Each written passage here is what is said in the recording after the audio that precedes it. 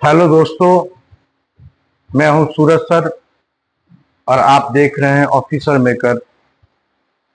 आज हम लोग पर्यावरण पर चर्चा करेंगे, क्योंकि 5 जून को प्रत्येक वर्ष पर्यावरण दिवस मनाया जाता है और पर्यावरण के संबंधित कई सारे कार्य पर बल दिया जाता है। तो आइए देखते हैं पर्यावरण के बारे में। फिर पर्यावरण दिवस 2024 पर ही बात करेंगे हम, लेकिन इससे पहले ये समझे कि पर्यावरण क्या होता है, पर्यावरण से संबंधित कौन से एक्ट आए हैं, विश्व में पर्यावरण के संबंधित कौन कौन कार्य किए गए हैं, इसके अलावा भारत में पर्यावरण संबंधित कौन कौन आंदोलन हुए हैं और कई सारे नेताओं को पर्यावरण के संबंध में कौन सा कथन है, इस पर भी पर चर्चा करेंगे हम। लेकिन पहले हम जानते हैं कि पर्यावरण क्या है। आइए देखते हैं। पर्यावरण जो आवरण पर्यावरण होता है, जो आवरण हमारे चारों ओर से घेरे हुआ है उसी को हम पर्यावरण कहते हैं। जो आवरण हमें चारों ओर से घेरे हुआ है उसे हम पर्यावरण कहते हैं।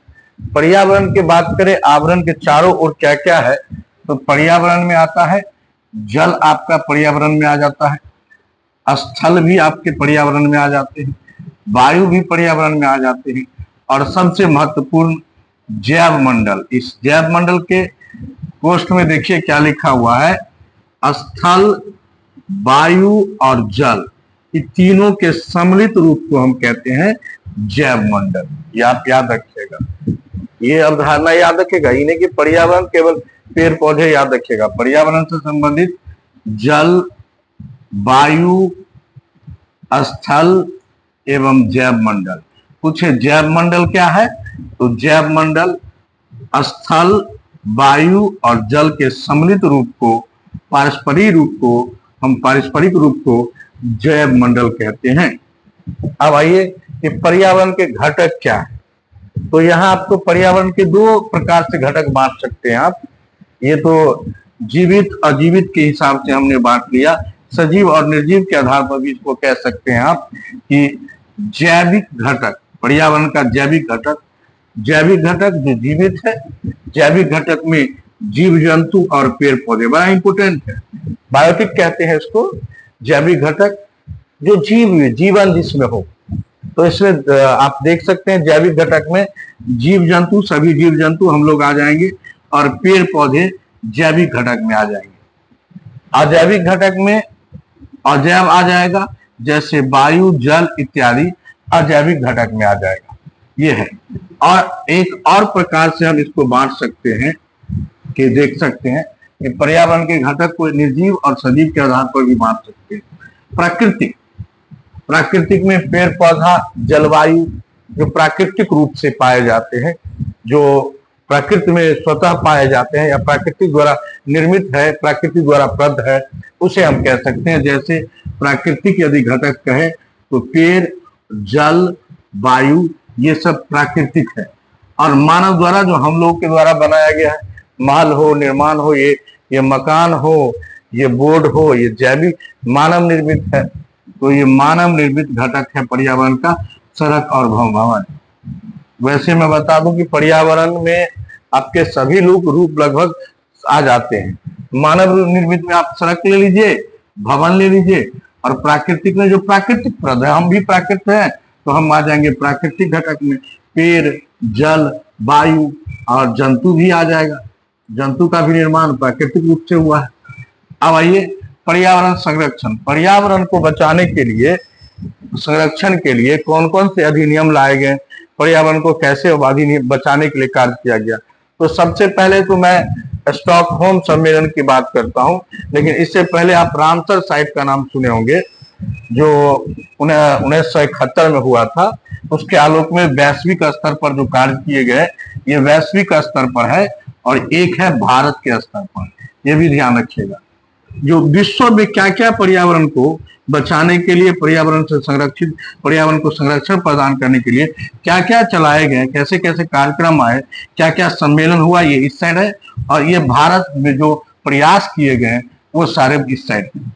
तो पहला स्टॉकहोम सम्मेलन याद रखिएगा। स्टॉकहोम सम्मेलन ये स्वीडन में हुआ था और 1972 में हुआ था। इसी सम्मेलन के आलोक में प्रतिवर्ष 5 जून को पर्यावरण दिवस मनाया जाता है और पहला पर्यावरण दिवस 5 जून 1973 ईस्वी को मनाया गया था। अब पर्यावरण को संरक्षण रखने के लिए विभिन्न पेड़ पौधा को संरक्षित करना होगा, जीव जंतु को संरक्षित करना होगा, तो बहुत सारे वैश्विक स्तर पर कार्य किए गए। जैसे आप कह सकते हैं कि वैश्विक स्तर पर आप ले सकते हैं कि पृथ्वी सम्मेलन बड़ा इंपोर्टेंट है। पृथ्वी सम्मेलन जो रियो में हुआ था 1912, ये आप भूलिएगा मत कि 1912 में पहला पृथ्वी सम्मेलन 1912 में रियो में हुआ था, यूं ही याद रखिएगा। इसके बारे में हम बाद में बात करेंगे, लेकिन इस संदर्भ में कुछ और पेजेज में और बातें हैं, तो पहले मैं उसको देख लेता हूं। आइए, क्योटो प्रोटोकॉल, ये भी बड़ा महत्वपूर्ण है। क्योटो प्रोटोकॉल लाया गया 1997 में जो आया था, और इसके संदर्भ में और एक नोट हम आपको आगे चल करके बताएंगे, क्योटो प्रोटोकॉल। और आइए, मॉन्ट्रियल का समझौता। मॉन्ट्रियल समझौता ये ओजोन परत को बचाने के लिए, यदि ओजोन की बात करें, ओजोन आपको पता है कि हमारे क्षोभ मंडल के बाद समताप मंडल में पाए जाते हैं ओजोन परत।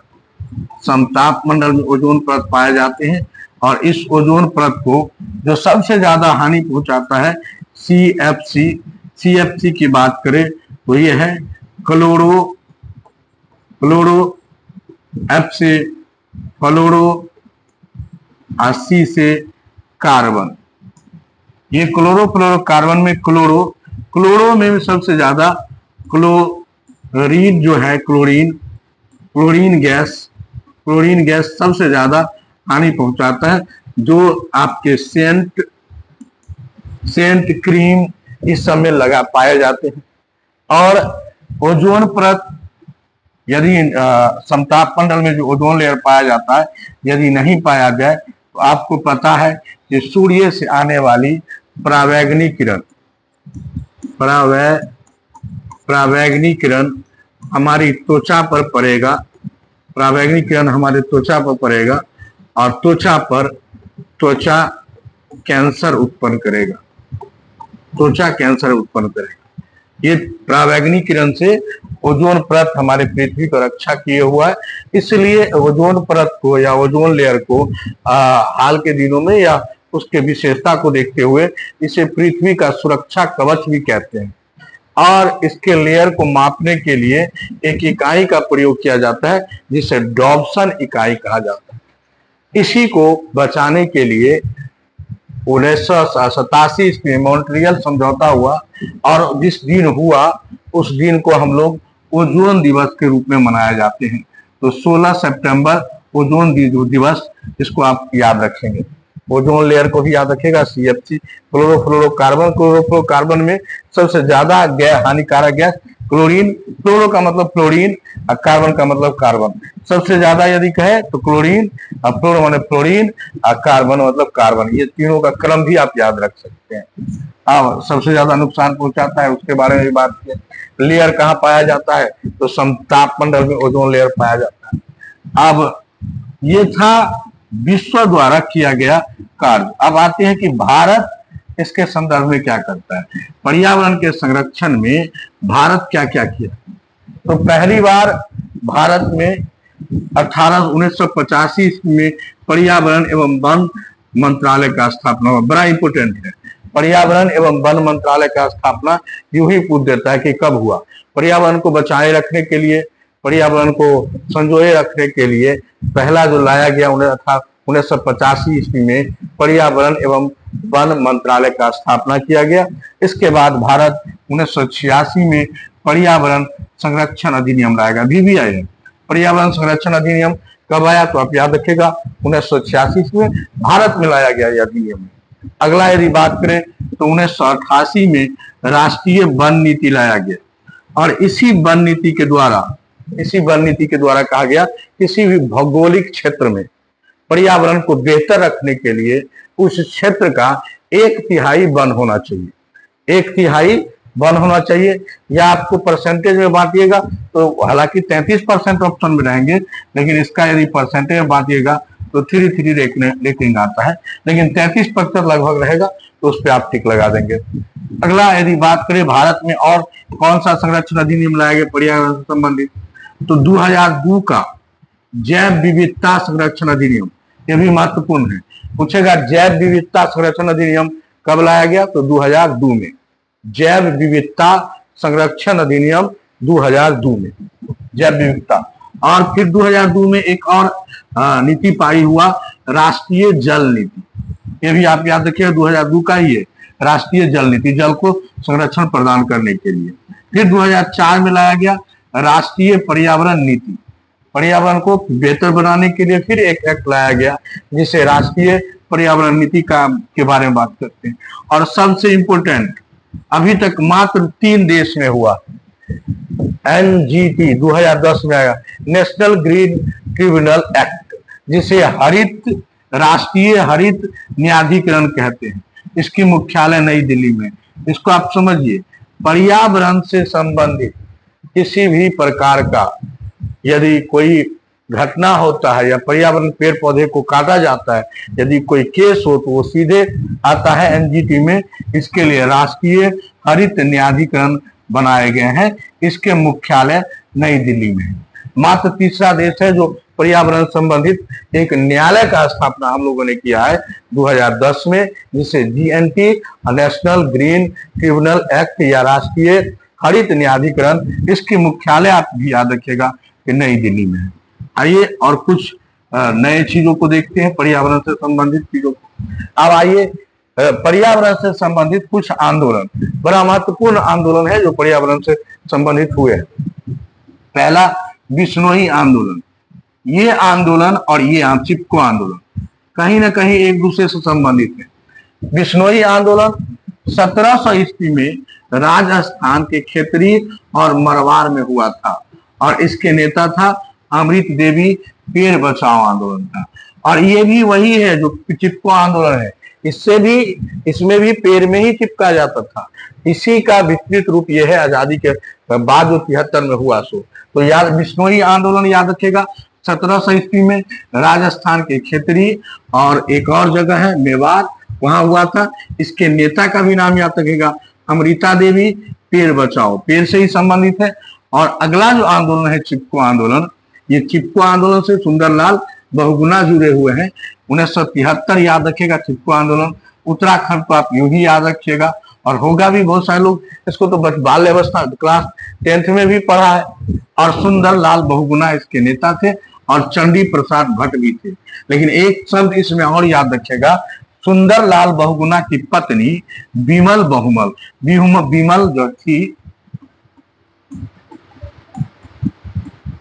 बिमल बहुगुणा, इस शब्द जो है, ये जो चिपको आंदोलन शुरू किया गया, ये विचार था बिमल बहुगुणा का, और इसको शुरू किया था सुंदरलाल बहुगुणा। और चंडी प्रसाद भी याद रखिएगा, इसका याद रखिएगा। 1773 कहाँ हुआ ये भी याद रखिएगा, उत्तराखंड। पर्यावरण से संबंधित बड़ा महत्वपूर्ण तथ्यों में से एक है। और ये दोनों, बिश्नोई आंदोलन और चिपको आंदोलन, ये दोनों आंदोलन एक दूसरे से संबंधित है। ये भी पेड़ से बचाने के लिए वही आंदोलन है, ये भी वही आंदोलन है। आधुनिक काल का ये आंदोलन, और थोड़ा पीछे चले जाए तो ये आंदोलन, दोनों एक ही से संबंधित है। अब आइए, केरल का एक आंदोलन है, साइलेंट वैली प्रोजेक्ट। एक प्रोजेक्ट है जो सरकार द्वारा लाया गया था पनबिजली बनाने के लिए, पानी से बिजली उत्पन्न करने के लिए। केरल में ये आया था, देख लीजिए 1978 में लाया गया था। केरल में पुग्या नदी पर लाया गया था, पुर्जिया नदी पर। यह नदी है जिस पर बांध बना करके पनबिजली, पानी से बिजली उत्पन्न करने का कार्य हो रहा था। लेकिन उसको बचाने के लिए, उस पानी को बहते रहने देने के लिए सुगंधा कुमारी, बड़ा महत्वपूर्ण है सुगंधा कुमारी, जो इसके लिए आंदोलन चलाया। और इसका कार्य हो रहा था पनबिजली बांध निर्माण के विरोध में यह आंदोलन चलाया गया था, क्योंकि पनबिजली के लिए उस नदी पर बांध बनाया जा रहा था। अगला है जंगल बचाओ आंदोलन। ये तो बिहार का है। सिंहभूम जिला का, हालांकि सिंहभूम अब बिहार का हिस्सा रहा नहीं, लेकिन 1982 में जब ये था उस समय बिहार का हिस्सा था, क्योंकि अब ये तो झारखंड में चला गया। तो जंगल बचाओ आंदोलन 1982, इस समय झारखंड बिहार का हिस्सा हुआ करता था। बिहार का सिंहभूम जिला, ये सिंहभूम जिला जो बिहार में पड़ा जाता था। और ये मूल कारण यदि इसका पूछा जाए तो एक कोई ऐसा था नहीं, लेकिन साल वन को हटाकर सागौन में बदला जा रहा था सरकार के द्वारा। इस साल वन को हटाइए और इसको तब्दील कीजिए सागौन में।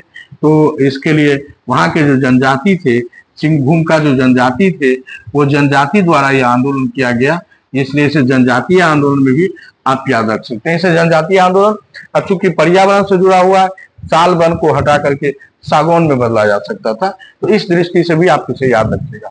टिहरी बांध, भागीरथी नदी पर तो आपको यूं याद होगा, टिहरी बांध भागीरथी नदी, अलकनंदा और भागीरथी नदी जब देव प्रयाग में मिलता है तो मूलतः गंगा बनता है। उसी में से एक नदी है भागीरथी नदी, जो उत्तराखंड में टिहरी बांध बनाया गया। और ये प्रोजेक्ट चला था 1980 से 1990 के दशक में।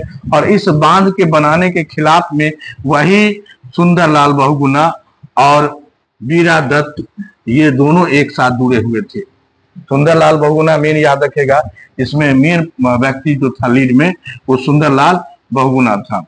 तो टिहरी बांध एक और आंदोलन होगा जो इससे संबंधित है। नर्मदा बचाओ आंदोलन, नर्मदा बचाओ आंदोलन 1980 से वर्तमान में लगभग चल रहा है और ये चलता रहेगा। नर्मदा बचाओ आंदोलन क्योंकि इस 3 राज्य से संबंधित है। इसका क्षेत्र याद रखिएगा, गुजरात, मध्य प्रदेश, महाराष्ट्र, तीनों राज्य याद रखिएगा। पहली बात, नर्मदा बचाओ आंदोलन ईस्वी 1980 कार्ड मान लीजिए, और कब से कब तक, 1980 से वर्तमान तक ये आंदोलन चल रहा है और गुजरात, मध्य प्रदेश और महाराष्ट्र में चल रहा है। मेघा पाटकर भले भूल जाए, अरुंधति राय को नहीं भूलना है। नर्मदा बचाओ आंदोलन से अरुंधति राय को नहीं भूलना है और सुंदरलाल बहुगुणा को भी नहीं भूलना है, इसका भी संबंध है इससे। लेकिन मेन रूप से आप याद रखिएगा, अरुंधति राय, एक बार पूछा हुआ है कि नर्मदा बचाओ आंदोलन से संबंधित कौन है, अरुंधति राय। क्षेत्र इसका 3 है, गुजरात, मध्य प्रदेश और महाराष्ट्र। धुआंधार जलप्रपात एक और याद रखिएगा, धुआंधार जलप्रपात नर्मदा नदी पर है, ये भी प्रपात बड़ा इंपोर्टेंट है। अब ये प्राकृतिक जो था, पर्यावरण के बारे में गांधी जी कहा, पर्यावरण के बारे में गांधी जी कहे थे कि प्रकृति हमारी जरूरतों को पूरा कर सकती है किंतु हमारे लालच को नहीं। उनका कहने का मतलब था कि जो भी जरूरत है हमारे, वो हमें प्रकृति पूरा कर सकती है, लेकिन हमारे जो लालच बढ़ रहे हैं, जिसके कारण हम पेड़ पौधे को काट रहे हैं, पानी को क्षति पहुंचा रहे हैं, विभिन्न प्रकार के जीव जंतु को क्षति पहुंचा रहे हैं, वो हमारा लालच है। वो लालच को कभी प्रकृति पूरा नहीं कर सकता है। तो ये गांधी जी का कथन है, इसलिए ये बड़ा महत्वपूर्ण है, इसे भी आप याद रखिएगा। फिर से मैं बता दूं, प्रकृति हमारी जरूरतों को पूरा कर सकती है किंतु हमारे लालच को नहीं, कभी नहीं कर सकते लालच को पूरा।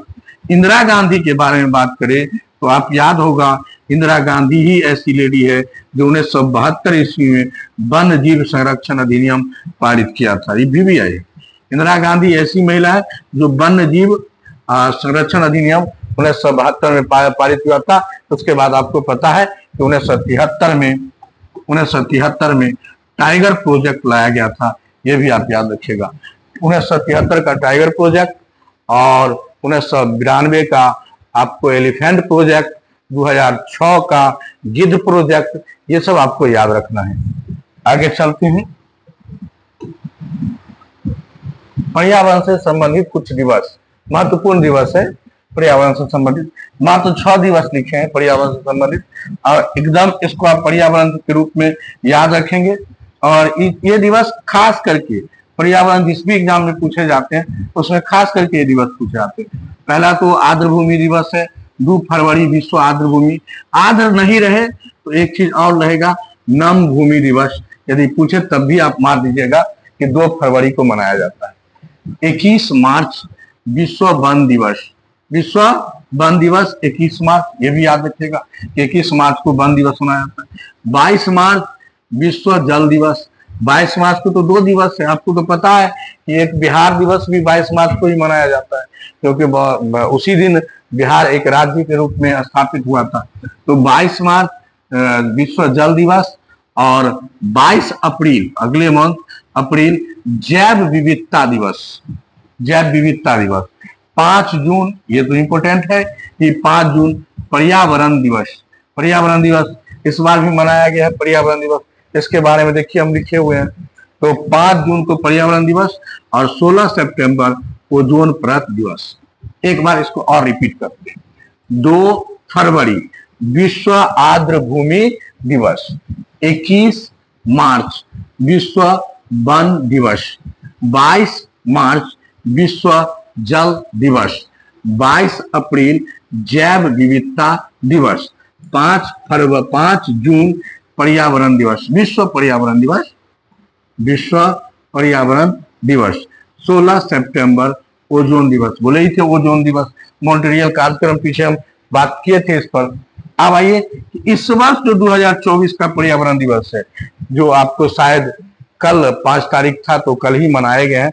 पर्यावरण, पेड़ को बचाने के लिए, जैव विविधता को, केवल पेड़ को बचाना ही पर्यावरण नहीं है। पर्यावरण का मतलब मैंने आपको पीछे भी बताया, पर्यावरण मतलब पर्यावरण में पाए जाने वाले विभिन्न प्रकार का जो पारस्परिक संबंध रखता है एक दूसरे से, सबको बचाए रखना है।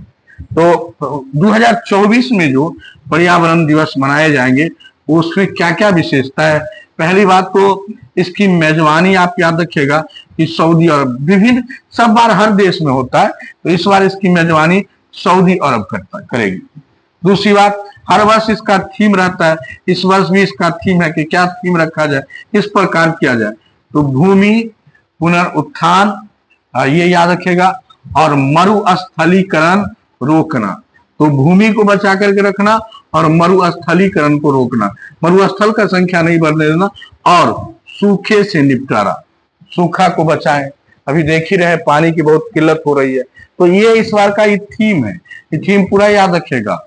भूमि पुनरुत्थान, ये तो आप याद रखिएगा। दूसरा कॉमा है यहाँ, मरुस्थलीकरण को रोकना है और सूखे से का निपटारा करना है, अर्थात सूखे से बचाना है। कभी इस पर्यावरण का कभी अभी तक स्लोगन नहीं आया था, लेकिन इस बार 2024 में पर्यावरण का, ये बड़ा इंपॉर्टेंट है, पहली बार स्लोगन आया है, our land our future, our land our future. पहली बार 2024 में ही पर्यावरण दिवस पर यह स्लोगन पहली बार दिया गया है, आवर लैंड आवर फ्यूचर, और मेजबानी कर रहा है इसका सऊदी अरब।